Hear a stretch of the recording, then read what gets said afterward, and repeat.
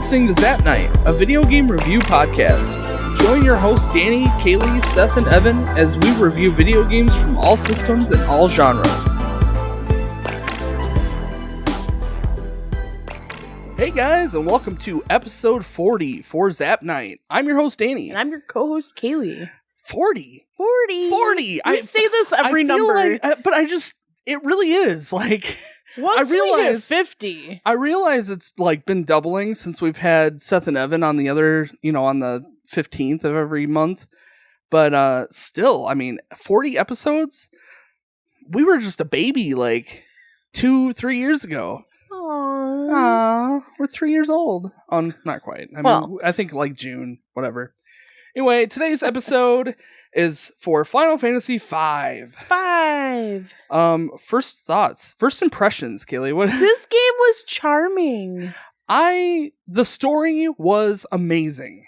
Just flat out, the story is amazing. Gameplay, no. Oh, really? I didn't like. I can't say it enough. I had way too many problems with this game. When I was scoring this, I completely forgot about that.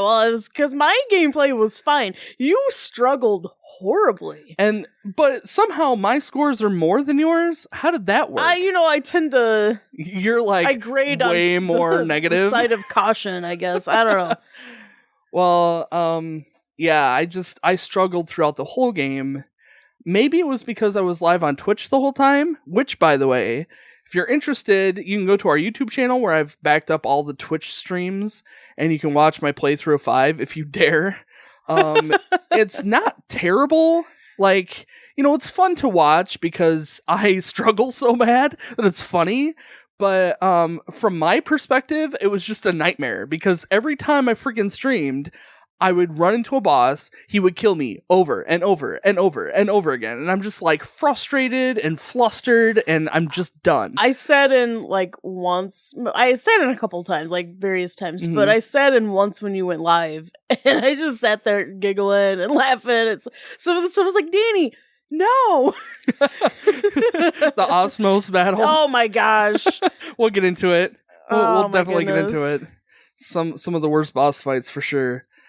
So Final Fantasy V is developed by Square, or it's now known as Square Enix. It was originally released on the Super Nintendo, however, it was not released in North America. And we didn't see it. It was released on the Super Nintendo in 1992 in Japan. We didn't see it until 1999 on the PS1, and that was on the anthologies. Yeah. It was bundled with Final Fantasy VI, so Final Fantasy VI ruled over the two, so it never really gets a whole lot of attention.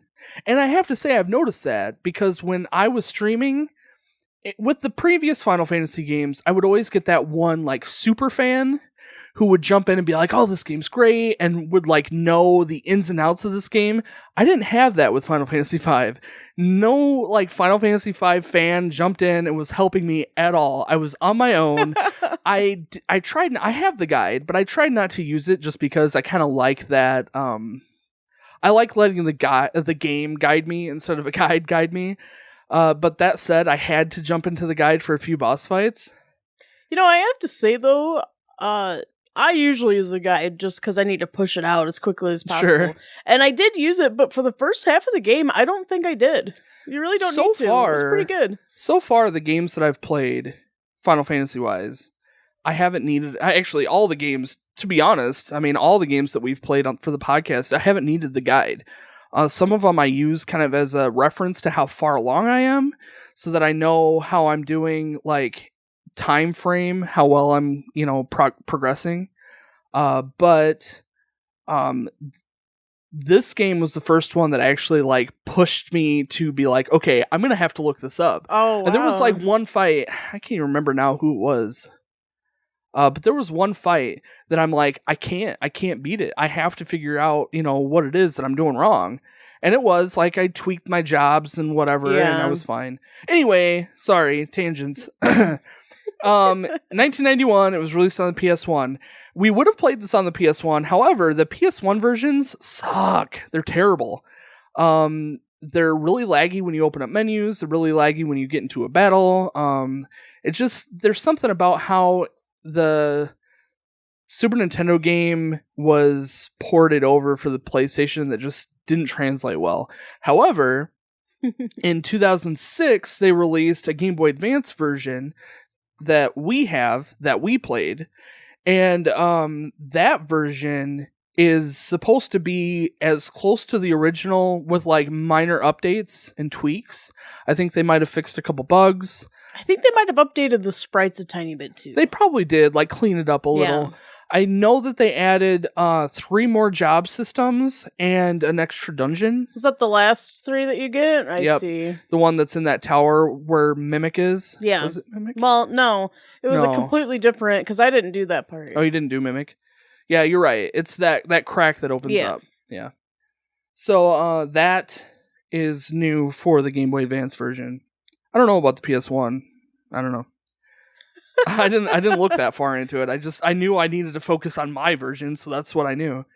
Then they also released it on iOS and on Steam fairly recently, like 2013. I've only seen like snapshots, and from the snapshot, I don't like playing them on my phone, honestly. But from the snapshots, it was like, oh, I don't know. Yeah, they're really bubbly. They're kind of like the DS versions. Yeah, and I don't like the DS. I don't like the DS versions of any of the Final Fantasy games. I don't think they did it right.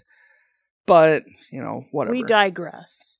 What was your playtime? I didn't write it down. I was going to. I think it was 28 hours or something like that. I think it was 26. 26:16. And we were going to add another hour because stupid me, I reset your game at the end screen. I beat the boss. But I mean, you beat it. That's all that matters. You beat it. I watched you beat it. You saw the end screen. We made it through the credits. And I'm pretty sure, it was 26, and we added like an extra hour. So about 27, like in 15 minutes or something like that, yeah. Okay, so put that in perspective, okay? My game time, like the time on my game, on my save file, was 35 hours and 56 minutes. Okay, now hear me out. Okay, there's actually an extra like 5 hours in there where I was doing some level grinding. That was hours that I did not stream. Okay, so I specifically turned the stream off. I had a few days where I just level grinded, no stream, just me hanging out, watching TV, level grinding. About 5 hours. Okay, so now my Twitch time, the time that I actually spent streaming the game, was 39 hours and 39 minutes. Wow. So, okay, think about this. If I was not streaming for 5 hours, so that's 5 gameplay hours that I have logged, but then every time I lose to a boss, I have to go back and play it again, there's an extra 9 hours in there. 9 hours extra of me losing and playing again parts. Now, not only did I have problems with bosses, but I also had random problems with, like, enemies, and I felt like I was over-leveled. Like, everything that I looked up, guide-wise, said that I should be at, like, level, 40 by the end of the game, and I was sticking to that, like, level suggestion, and I was still losing so bad. So, yeah, I struggled a little bit with this game. Granted, I didn't clock my hours in for how many times I died, which wasn't that many. Right, yeah. You almost had an extra 10 hours on me. That's what I'm saying. That's crazy. That's what I'm saying. We played the same version. So, I mean, that's crazy. Yeah, I mean, there's probably about 30 hours of gameplay and about 10 hours of me dying and trying again. Yeah. I couldn't believe it when I saw your time and what level your characters were like at. 35 around there, 36. I was struggling at like level 42 and 43 when I finally beat it. I don't know. I don't know. I don't know what my strategy was bad. Different? Yeah, I suggest, if there's somebody out there who's listening to this, if you're a huge Final Fantasy V pro, watch my streams and give me some tips on what the heck I was doing wrong. I'm pretty sure it was just like I was using bad job systems, or I was using like bad strategies for the bosses, but because there's so many variables to this game, I feel like there should be multiple ways to beat every single boss, and yet every strategy I tried just bombed. It was just terrible. I can't wait to talk about it. So, all right. I've gone on way too long. I just wanted to get kind of that out of the way because I did struggle with this. That's my numbers. That's how bad I struggled. Prepare yourself for the rest of the podcast. So anyway, let's try and talk about the story. We didn't actually prepare like a step-by-step on the story. We read over the story summary on Wikipedia to refresh us. But basically... you start off in this world where the wind crystal is starting to die, and the king of the wind crystal kingdom goes to investigate this crystal, and his daughter, what do we want to call her? I've been calling her Lena. Okay, we'll go with Lena.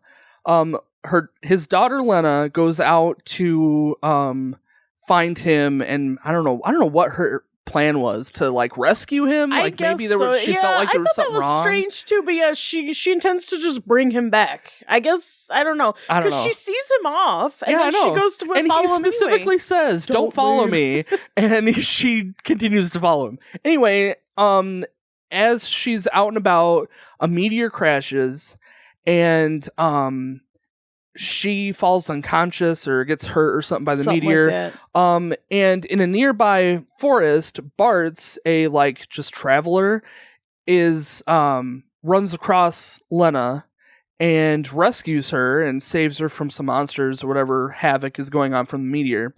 And they eventually come across Goloff. They go to the meteor. Oh, they do. Yes. That's right. They do go to the meteor site. And they come across Goloff, who comes out from the meteor. No, I don't think they don't specify at that point, I guess. He's just kind of bumbling around. What happens is you walk in to the site where this meteor has crashed, and he's on the side unconscious, and they go to help him, and he can't remember anything. Yeah, he can't remember anything. He's got a bout of amnesia. But all that he knows, because Lena explains that she needs to go find King Tycoon. Right. And all that he knows is that they're going the same, he knows where he needs to go. The wind crystal. They're specifically going to the wind crystal. Well, Bart's doesn't really care, so he leaves, and Lena and Goloff go off to go to the crystal. After a while, Bart starts feeling guilty, and his chocobo Boko actually is like, "No, you need to go back." He doesn't say, there is no actual dialogue for the chocobo, but you can tell that that's kind of the conversation that they're having. The chocobo specifically takes him back. So they run into each other again they go to the wind crystal. They run into, they're looking for the King Tycoon, right? Tycoon, yeah. And is he there? I don't remember if he's there or not. But they witness the crystal shattering. And when this happens, it's almost like the crystal bestows... Oh no, they run into Ferris first, right? Because Ferris actually has to take them to the water... They have to actually get to where the crystal is. From a ship. So they board a pirate ship, and the captain of the pirate ship finds them out, and that ends up being Ferris, who is this guy... Kinda. And they capture them first, but then once they talk about where they're going to the wind crystal, then he decides to go ahead and ferry them across. He decides to do this because he has a matching necklace that Lena has. That's right. Yep, I remember that. And so saying that they're gonna do this, he doesn't explain, but he just does. He agrees, and I think the rest of the crew is surprised by that. Yes. So anyway, they make it to the wind crystal. The crystal shatters, and those shattered pieces react with the characters that are there. So we've got Lena, Goloff, Bartz, and Ferris. I believe King Tycoon actually does make he makes an appearance, but it's like a ghostly, like an apparition. Yeah, it's weird. And he instructs them to go to the other crystals before they also shatter. To try and save the other crystals, right. So with that goal, they travel to all the crystals, and they find out that most of the crystals are being run by some machine that's enhancing their power. The water one, the fire one, I think the Earth one was actually floating, wasn't it? In the No, the Earth one was underground first, and then they activated that big machine, and it went to the floating castle. Anyway, they're all running these machines that are stressing their power, and when they run into the crystal, they all shatter because they're under this power. And these shards are what are giving the characters their job. It's basically bestowing power. Yeah, but that's what the new job. And you get new jobs as you go along. I think that they each character has a specific element attribute too. Like one, I don't remember. Oh, I see. One had the power one is of water. Hope and, yeah. Like the ending. Yeah, and I think that they kind of play on that a little bit, but they don't touch on it enough. So anyway, all the crystals shatter. They find out from the last crystal when it shatters, roughly, they are trying to hunt down a guy who's actually seeking to destroy these crystals. Yes. And as they're hunting him down, they are starting to come across people who are from another world. People who came from the meteors that are falling. Which ends up being Galuf. Which ends up being part of Galuf. And Galuf... His memory kind of slowly starts to come back. Slowly throughout the storyline, it does. The most ridiculous part of this is the meteorites, but he actually regains his memory when his granddaughter... Yeah, his granddaughter comes back to save Galuf. And actually ends up saving the whole team. And when she does that, he gets all of his memories back, and he realizes that the bad guy that you're chasing this whole time is actually from his world that was being sealed in the current world that we're in, which is Bart's world and Lena's world. Well, the crystals are already destroyed from his world, correct? Yes, I think. Well, yeah, I think so. So they brought him here to seal this bad guy in this world. Exdeath was initially sealed in Bart's world years ago. Right. Before Bart's was even born. Like 30 years ago or something like that. And that this Galuf is one of the 4 that actually traveled to this world to seal this Exdeath. And he describes Exdeath as being this sorcerer who... ancient sorcerer. Yeah, but they don't ever really describe exactly what he is. They do. What the problem is. Initially, it has something to do with the Great Tree. It sealed all of this. It was guarding all of this darkness, which I'm not sure if it's also the void or what. But in any case, this tree, because it had such a concentrated amount of darkness, that was where Exdeath was born. Yes, and I don't know, I remember that. Because later on they mention another being, and I don't know if that's the being that was the source of all of the darkness, because they didn't really explain it very well. But in any case, really, Exdeath is almost, because he takes on the form of a tree, and he at one point is a splinter. Oh right, yeah. So when they realize that Exdeath goes back to the other world that Galuf is from, and Galuf and his granddaughter what do you want to call her? Creely. Or Creely? I'm not really sure. I was calling her Carly the entire time because her name kind of is Carly. She's got a sign of a strange... Krlie. We were struggling with all of their names. Galuf, Gandalf. It's a Final Fantasy game. That's what you're supposed to do. You're supposed to argue over name. We're looking at you, Titus.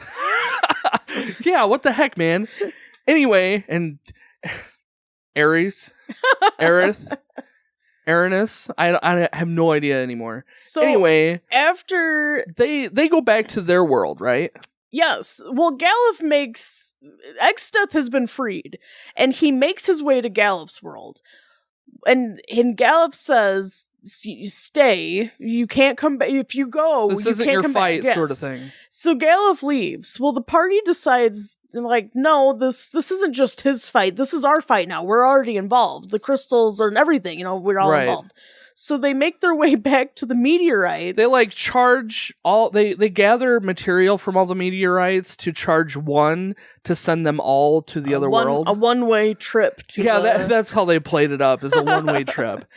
But yeah, they make their way there where Exdeath has already built up his own castle and soon a barrier around this castle. Yeah, and actually Exdeath captures them. Oh yeah, that's right. And Galuf then frees them out of the castle, and they make their way over a bridge and they fight like Gilgamesh. That's where you meet Gilgamesh. Galuf, as it turns out, is also a king over his own. Oh yeah, that's right. Area. King Galuf, yep. And they're actually getting ready to initiate a charge, I believe, on the castle before the barrier goes up. And they ended up turning around because he went to go save the team and sent everyone back. But he describes later that the charge wasn't even going to work, and that it was a futile effort anyway. So they end up just retreating and going back and talking with Bartz and Lena and Ferris, and they all kind of go to see this this old sage guy. The turtle guy. I forget to mention too. I don't know when this took part, but Ferris. When did we find out? Oh about yeah, Ferris? that's a long, like way before in the story. But yeah, at some point during the thing, they find out that Ferris is actually Lena's sister, yeah, and is actually a girl, but has been a guy this whole time. It had something to do with she went with King Tycoon at one point, and they were attacked, and she actually got lost. I know the backstory. Oh, do you? We'll get to that. Yeah. Okay. So then, after they all find they are in search of this turtle, sage magical thing, and his island sinks. So they go to the other guy. What's that guy's name? The Zerzat. Yeah. His was so awkward to pronounce. Well, in any case, they're going around and they're running into members of the original Dawn fighters or something.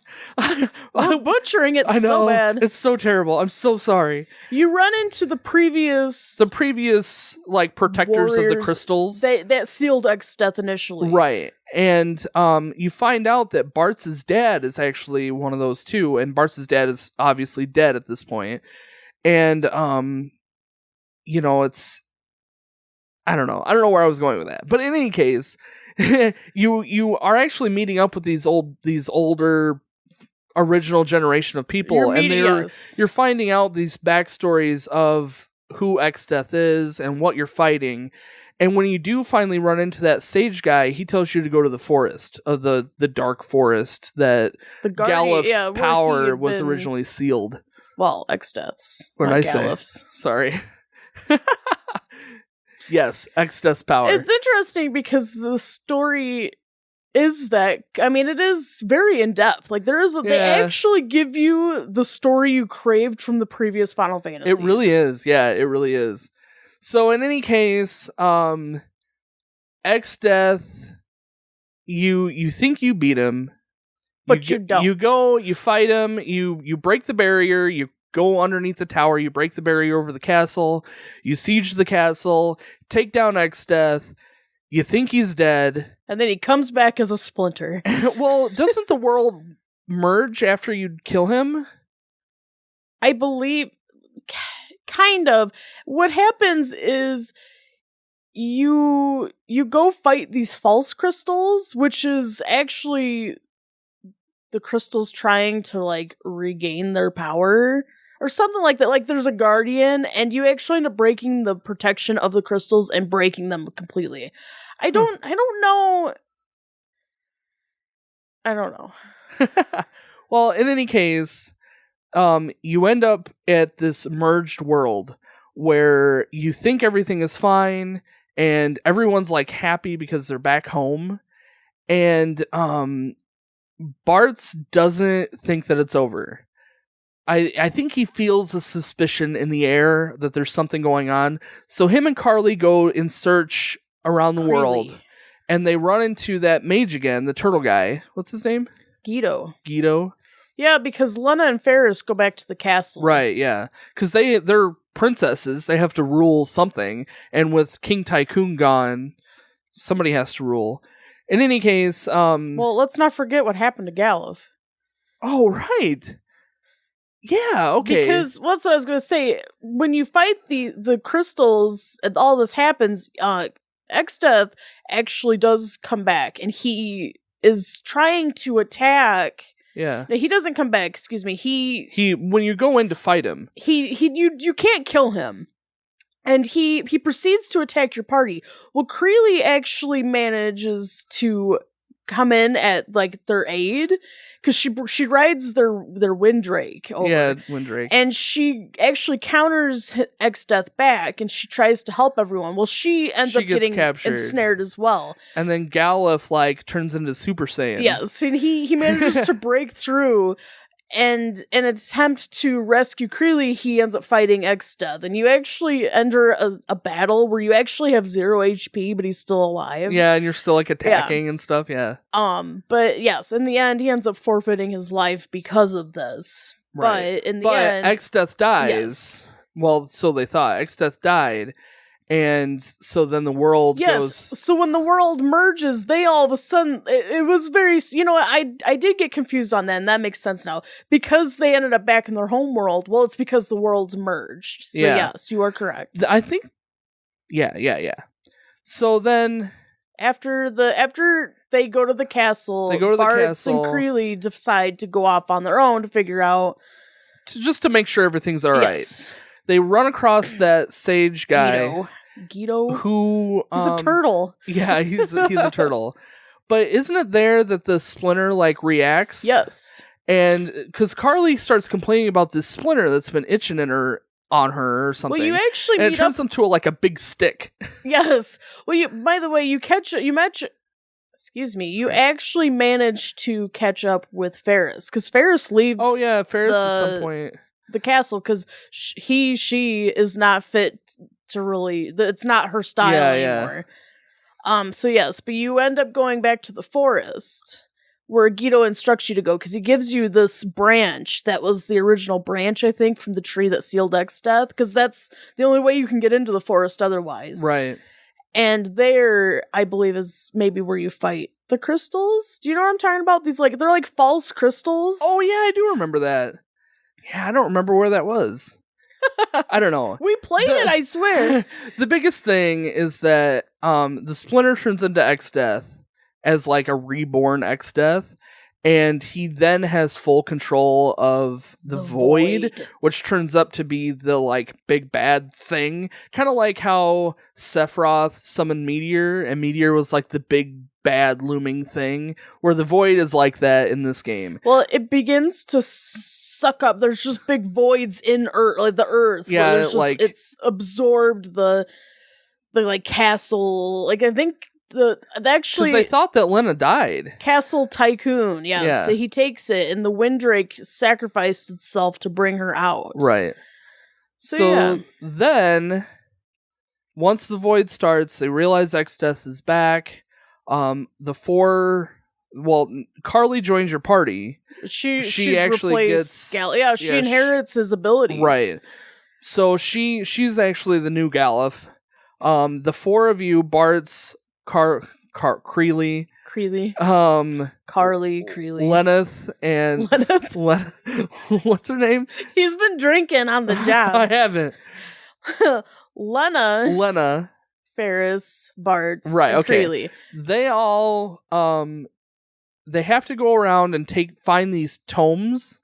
The tombs. They have to go find these 4 tombs that are at these different they're not crystals, but they've got like that's where the crystals would initially be. That's where they end up being at the end of the game. But yes, they need to get these tombs so that they can release the legendary 12 weapons within the castle. The sealed castle or whatever. And it was the weapons initially used to seal the original bad guy, isn't it? Yeah, it is. Yep. Like way back before ancient Exdeath. times, before this is so you do that, you get all the legendary weapons, you go into the void, you fight X-Death, he dies, the end. I mean, basically, right? I mean... Yeah, it's funny because we're gibbering up all of the story because it is so complex up until the end. But, okay, so I can summarize the story even simpler. You go, you find the crystals, they shatter, you absorb the crystal's power, you fight X-Death, X-Death dies, the world merges, between the two worlds, they merge. X-Death lives. X-Death is actually alive still. You collect all the legendary weapons. You go to X-Death's rift or whatever, the void that he's in, and you fight him, and you're done. Like, that's it. That's the game. So, yeah, the ending was kind of, I mean, I wasn't too, like... It was, the like, how they put the character stories to an end was really kind of charming. Honestly, that was the highlight of the story. The ending,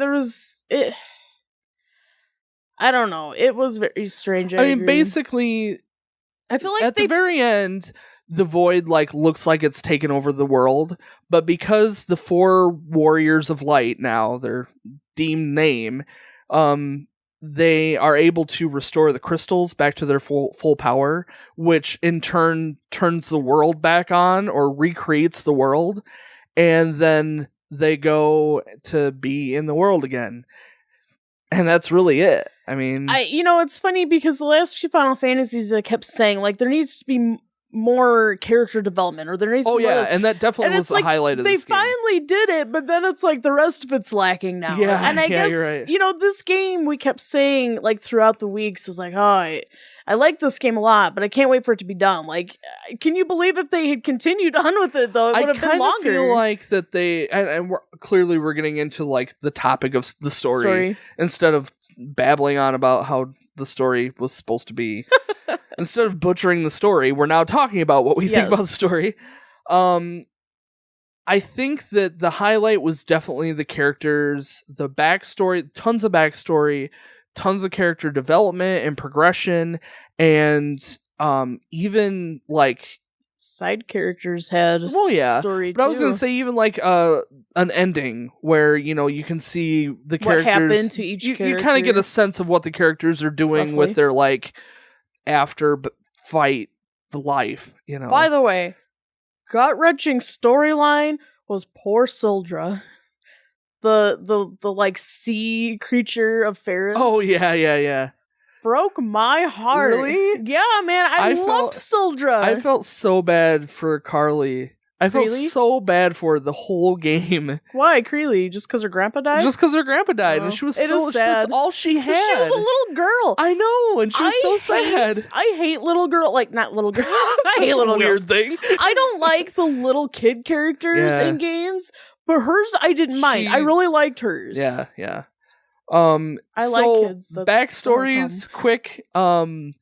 You got Bart, whose dad was originally in this big fight for X-Death. Sealing X-Death. He stayed in the world to watch over the crystals, which is why he was gone all the time. He watched over the world because they sealed it not in their world. Right. He didn't feel like it was right to seal it in a different world. Yes. Yeah, he didn't go back. He stayed to watch over the crystals.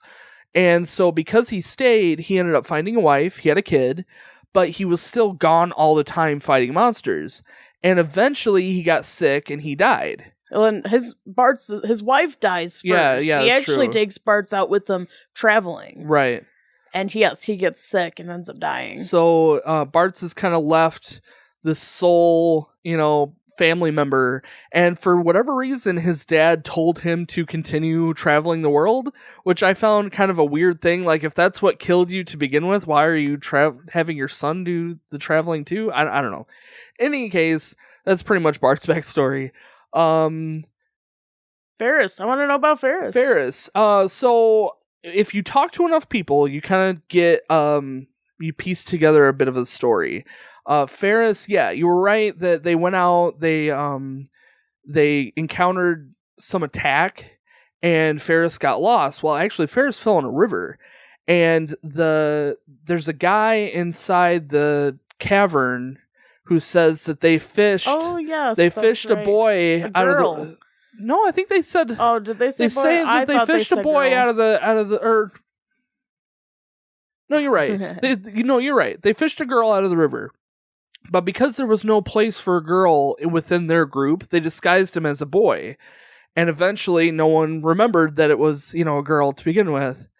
So yeah, I thought that was that's fun. Interesting. I did read that. Thank you for reading. Yeah, you're welcome. I saw that. I'm like, wow, that's this weird like 2-3 line like little bit. Yeah, explains that you so much. Could easily miss. Yeah, I mean, if you didn't go back. Yeah. Let's see. Goluf, obviously, his backstory is that he lives in this other world. He has this granddaughter. Who knows about her? Like, I don't know her backstory at all. Yeah, there really is no. But it's funny though because she has I feel like of all of them, she has the most character. Yeah, I know. But you don't know anything about her. You feel that her grandpa died. Yeah, I know. Sad. You're right. And then Lena, obviously, her father is, King Tycoon. The king, so she was raised as a princess, but somehow is a great warrior, too. Those princesses. I know, what can I say? They're trained to be... So what did you give the story? I gave it a 10 out of 10. Really? Yeah, I mean, now that we're sitting and actually talking about the story, obviously I don't know enough about it, but I feel like I've played this game before. This is my second time through playing this game from beginning to end. The first time I played it, I'm not going to lie, I cheated my butt off. Because I was playing the game just to get the storyline. Like, that was my goal when I originally, before the podcast, this was quite a while ago, I wanted to play all of the Final Fantasy games to get the story of all of them. I felt like it was missing. I had this love for the series, and I was missing all these storylines that I never played. So I'm like, I don't care about the battle. I just want to get the story in. So I played it. I loved the story. I loved everything that I was experiencing. But playing it again, and I didn't know. I didn't remember any of the story. Honestly, I remember nothing. But playing it again and experiencing everything that the game has to offer, I'm like, I don't know about this game, but the story still holds true. I really did like the story. It was a bit of a stretch as far as like, I felt like that they were pulling a lot of the story elements out and stretching them to be longer than they needed to be. Yeah. But there is a lot of character development that obviously we didn't talk about. You've got like the Windrakes and all like Lena's love for animals or Kaylie. No, it was Lena. Well, Kaylie was constantly talking talk to animals. Yeah, but she didn't have that like I suppose you're right. connection like Lena did. But yeah, I mean, I agree. I gave it an 8 out of 10. It probably could have been higher, but I feel like that kind of like the dragging on, like you said. Like by the end, I was you were ready for it to be done. Yeah, me too. But I did for many different reasons. I did love this. I feel like 4 and 5 are in a close tie so far. I feel like 4 had so little character development that it was sad, but the overall story was great. Where this game didn't have very good overall story, but the character development and the character stories was great. The two. Yeah, I agree. I agree. I did write down a line that kind of it gave me the feels. Aww. It gave me the feels, and it's from Carly.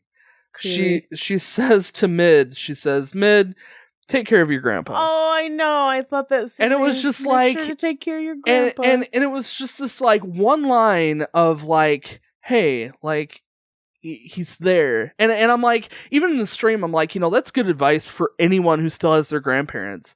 Take care of your grandpa. Grandparents are, they've been through it already. They know. I mean, just take a minute and go say hi if you haven't in a while, like, because you never know. You never know.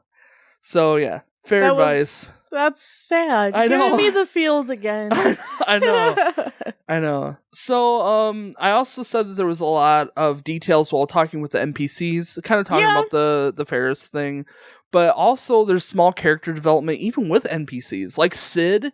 I mean, you get a lot of like Sid mid character development where they're, you know, Sid's really sad about feeling guilt about destroying the crystals, that he's doing everything he can to help. He said at one point he says that he's crappy in battles, but he can build machines like no other, and so he's helping you build these airships and submarines, and he's modifying everything. The ship that is both an airship, a sail ship, and a submarine. I know, it's insane.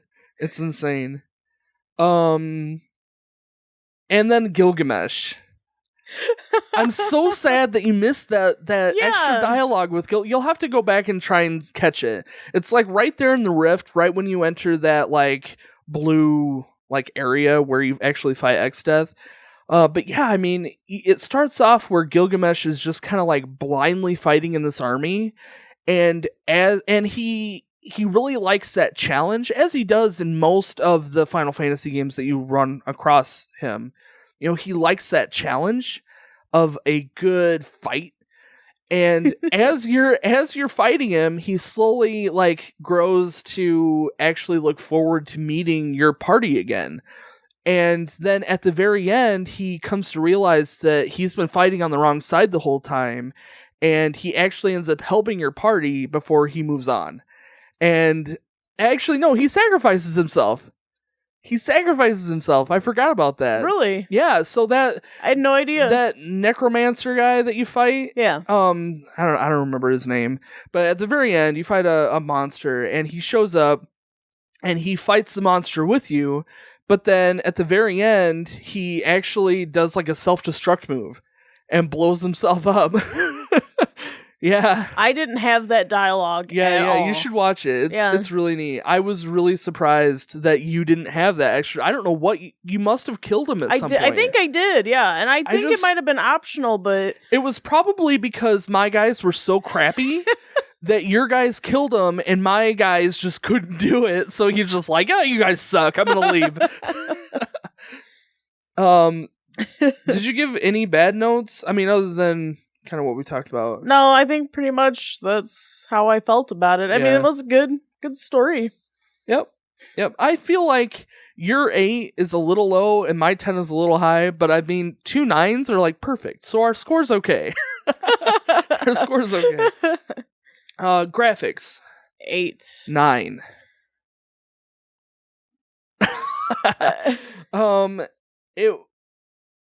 I loved all the little details that they had in this game.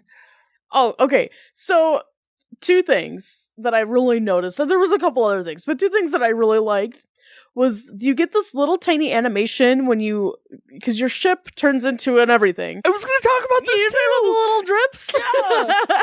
Yeah. I actually so like, oh, that's so cute. It's so funny that you mentioned that. I was just saying that in the stream, I think last night. Oh yeah, that like the airship lifts out of the water and you can actually see the dribbles. Drips, and yes. There couldn't be more than maybe like 2-3 pixels in there, but it was enough to be like, oh wow, they put a lot of detail into that. The other thing was too, at the end you're kind of like floating around in the void, and like the star like sparkly animation is so like satisfying. Almost. It's like, oh yeah. Even the background was sparkly too. I just like that said things. The final boss animation stuff was terrible. Oh yeah, it was so bad. You know, the thing is it was super detailed. Like, you don't want to pull away from the fact like they put a lot of work into it. Like the final boss himself. Oh yeah, the Neo Exdeath is really good. Actually, the first Exdeath that you fight, I liked him way more. Yeah, his design was awesome. I mean, you get that like tree feel that he was growing this like void tree. I don't know what he was doing. I think it was just because he was part of the tree. Oh yeah, that's true. I see what you mean. But in any case, yeah, he's like this tree like thing. And that's what you're fighting. And the background is like the tree trunk spiraling like, all the way down. You get like a depth. It's really cool. It's very cool. It's really cool. But then he turns into this Neo Exdeath or whatever. And his design is like all these monsters mixed together, which definitely a lot of work, a lot of detail work in that. Well, we had to pause it to like, you're really pointing everything out to me. Yeah. That aspect was cool. kind of weird, kind of creepy, but cool. Yeah. The background drove me insane. Like the waves and the jitteriness. Yeah, that was. I think it was indicating when he was getting ready to use a certain move. I think. I don't know. I couldn't figure it out because I kind of thought that too. Like maybe he's building something up, but I couldn't really tell. It was weird. Well, when I had killed off a part of him, he stopped quivering. Really? Yeah. Huh, that's funny. When I fought X-Death maybe 25 times. When I did finally beat him, I didn't notice anything like that because all the parts died pretty much back to back. I was fighting him, and then all of a sudden it was pew! And then the next turn, pew! Then the next turn, pew! And then pew! Yeah. And then everything started to shake, and he did this flashy thing and died. Anyway, that's not graphics. Riding the dragon I thought seemed kind of funny. How they all riding on the wing on this poor Drake. It was kind of weird. He's ugh. It just looked weird. I understand that they were trying to they're limited in what they could do, but I don't know. The monsters, the summons could have been more animated. I was really I think I had the same complaint last time. I understand the NES era. They're just sprites. None of the sprites are moving. I get that. Super Nintendo era, the sprites should be moving. At least a little bit. Something, yeah. It doesn't take much to just they had a tiny bit. No, they didn't. They had none. Well, what about? Well, I guess Ifrit really isn't. Ifrit just showed up on the screen. Yeah, you're right. The fire animation, then he flew away. Shiva was the same way. Her little sprite just showed up on screen. Something happened, and then it just flew away. Yeah. Bahamut fell down from the sky. He does his move, and it flies away. There's no animation to them. It would have been a neck wiggle or something just to indicate that they're a little more involved than just a sprite. A really fancy sprite. That said, they look awesome. They were very fancy, yes. They look super cool. Bahamut looked awesome. I think there was a tiny bit of palette swapping, but most of the enemies were unique. Yeah, I can't say I noticed any palette swapping. I mean, yeah, and I thought was really cool when you're in the trench, the blobs and stuff, kind of like how it is in the real world. You've got the trench, and there's all these unknown deep sea. What trench? I sorry, don't know what it's called. I'm sorry. It doesn't matter at all. In any case, the deep sea has all I know what you're talking about. Have all these deep, gross, slimy creatures. monsters. Yeah. There was a place that I went to. I think it was the fire, the underground fire trench that you go into. Yeah. And all the monsters were question marks. That's what I'm saying. Oh, yeah. That's what I'm saying. I thought it was weird. Why were they question marks? Well, when we talk about Earth, they say that our oceans are the least explored. Okay, all right, I get that, but why doesn't the game just reveal their names? What I'm saying is they don't know. They don't know. Everything is so weird down there. They're so weird down there that the developers don't even know their names. I'm saying I get it. Clearly you don't. Okay, all right. Agree to disagree. I see that I see what you're saying, that they're trying to allude to the fact that it's so mysterious down here that even the party doesn't know who they are. I get that aspect, but I thought it was stupid. Anyway.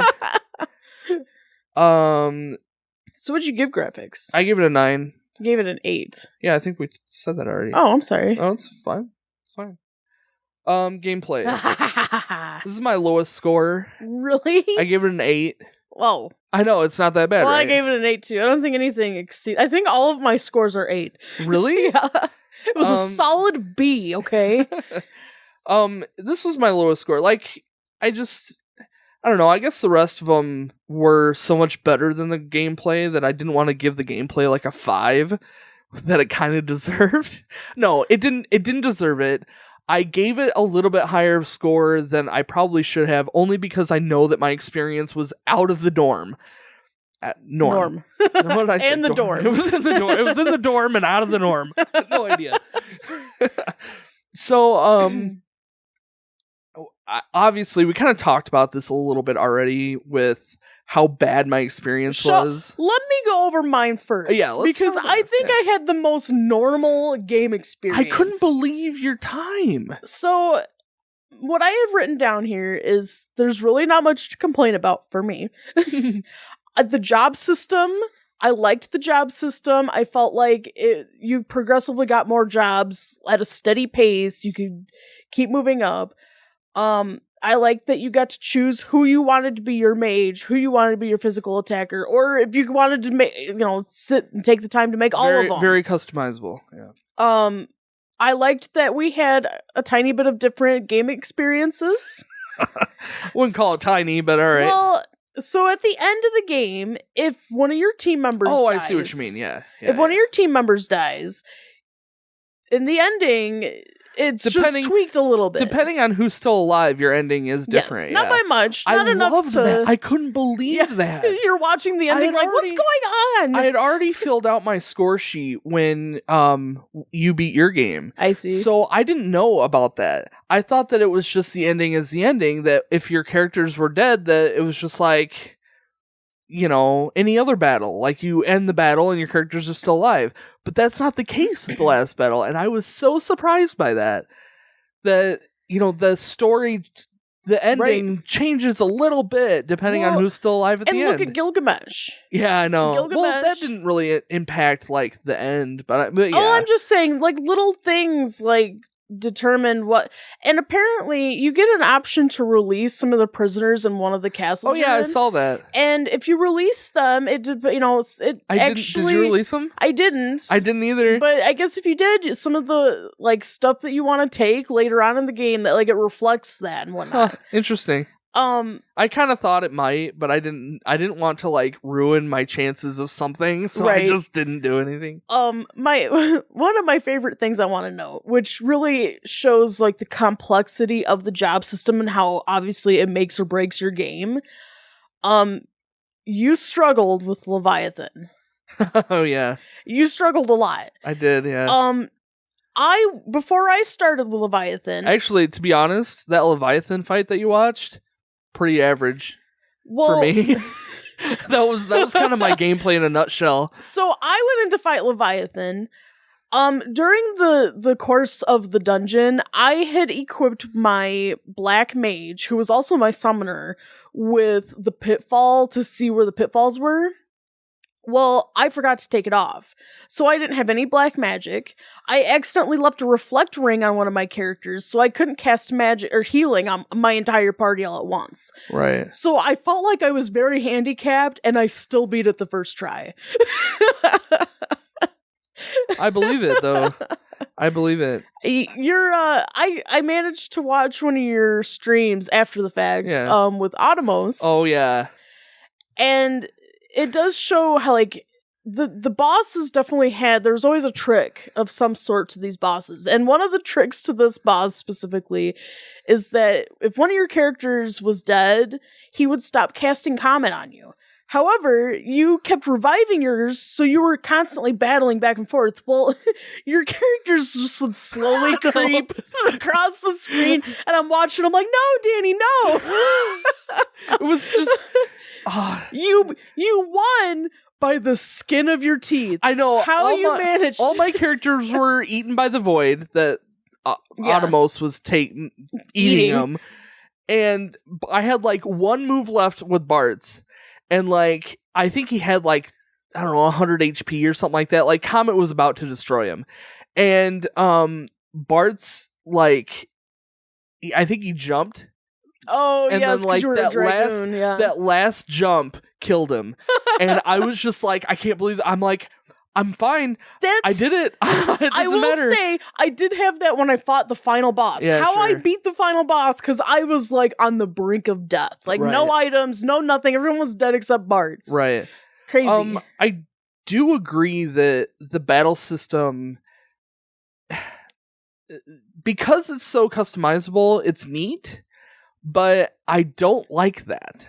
I think it emphasizes more of the RPG feel.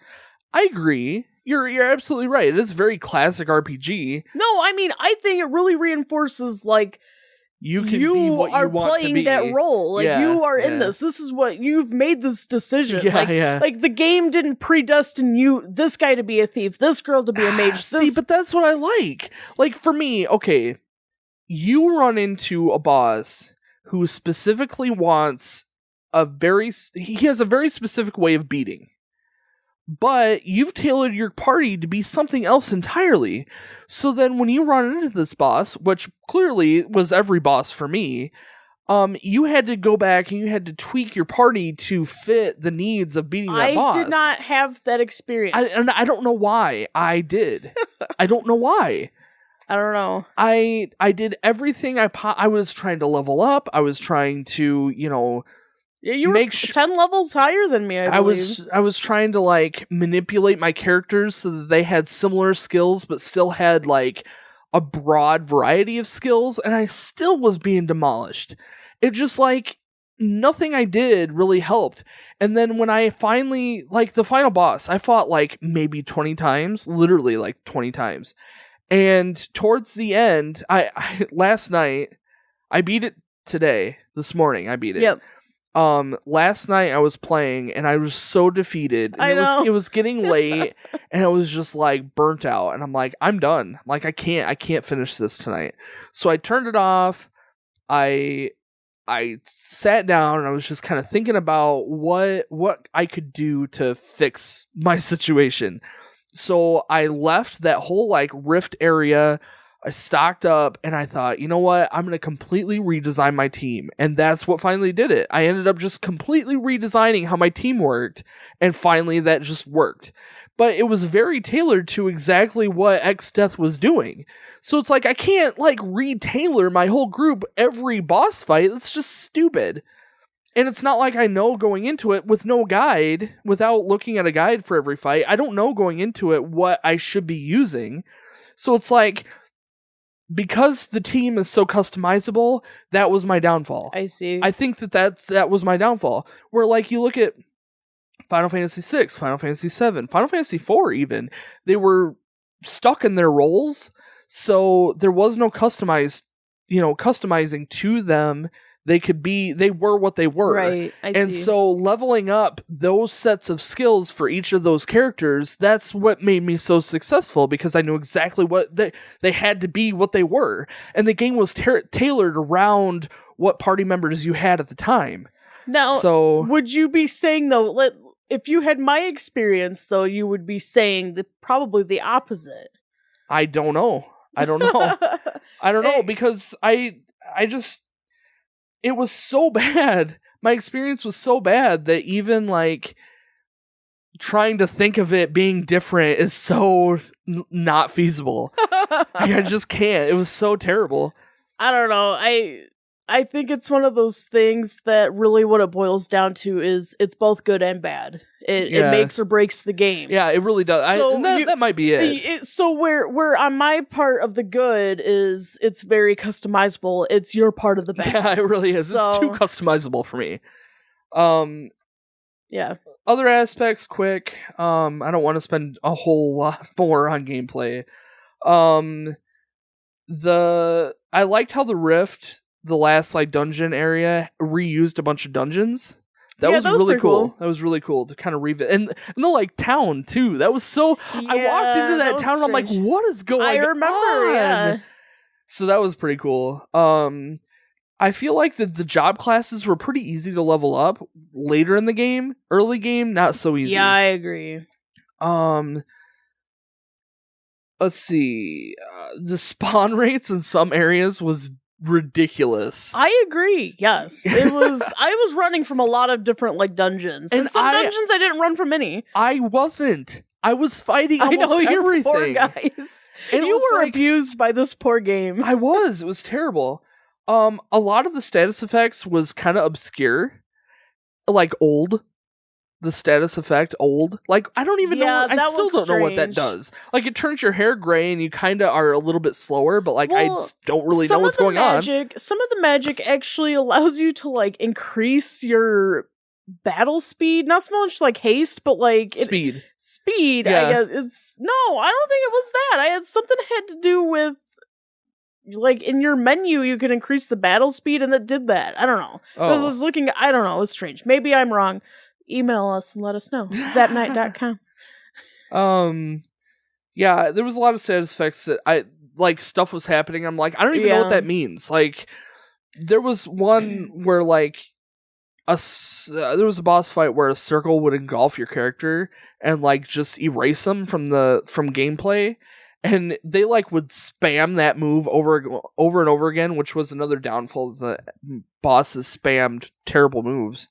One of the things that I didn't like, by the way, was the fact that when you checked the map, you couldn't figure out what town was what. They're just stars. Like every time I'd hit a button to like, oh, well, I'll just go hover my cursor. It's like, nope, out of the menu. Yeah, I know. It would have been nice to have been able to see the town name or something. Yeah. But yeah, there was nothing there.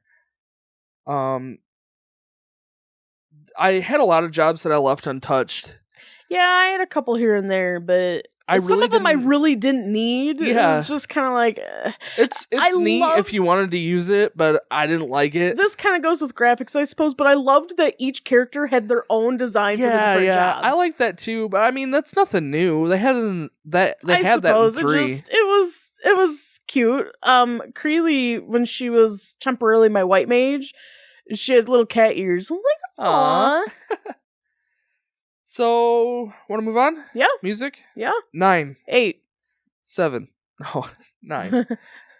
I didn't put down any notes for this. I feel like it's kind of the same thing as always. You either really liked it in some parts, you didn't. There's really not much to... What'd you think about the rave music? What rave music?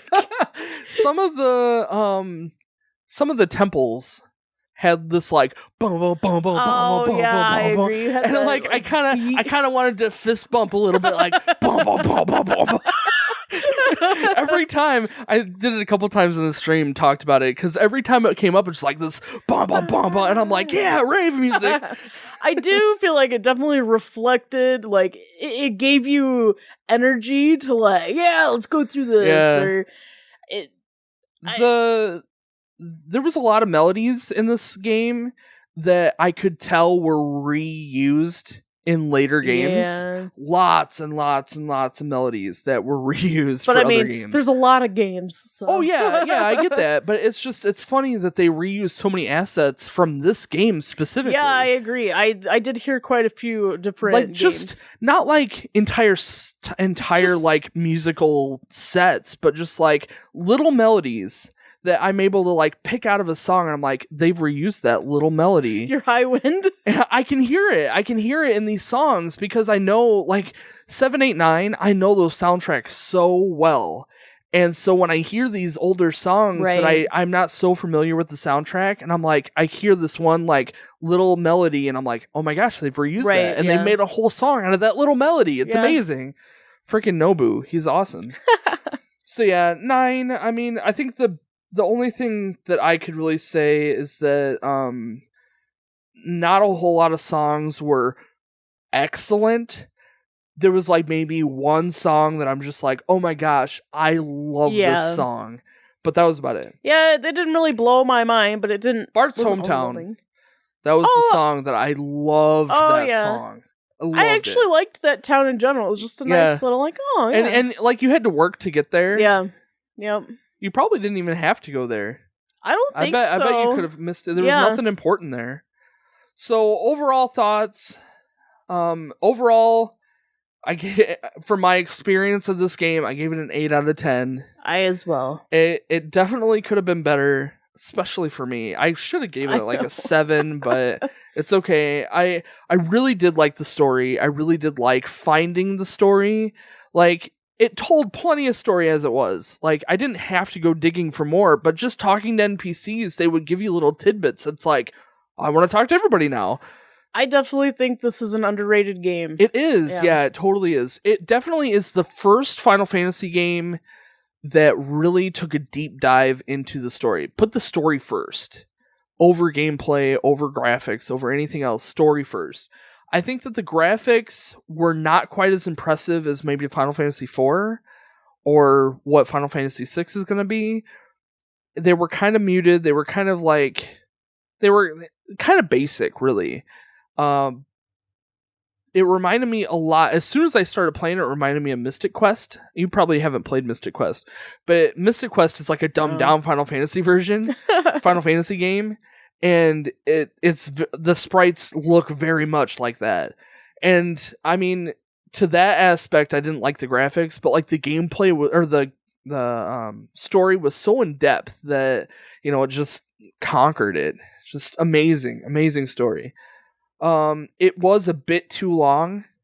Yeah. Maybe that's just me because I played an extra 10 hours. I agree. I do think that it was just a tiny bit too long. Like, it wasn't... I don't think they needed the merged world part. Yeah, that was... Like, maybe I liked the idea, though. The concept was good. I think kind of like... you remember 3, how you were just ready for it to be done? It wasn't that bad. It was a little long, but I think it's still okay as it is. Like, it's... If you really like this game, like, I think it's the perfect amount. When I did finally beat the bosses in this game, it was very satisfying. I'm sure.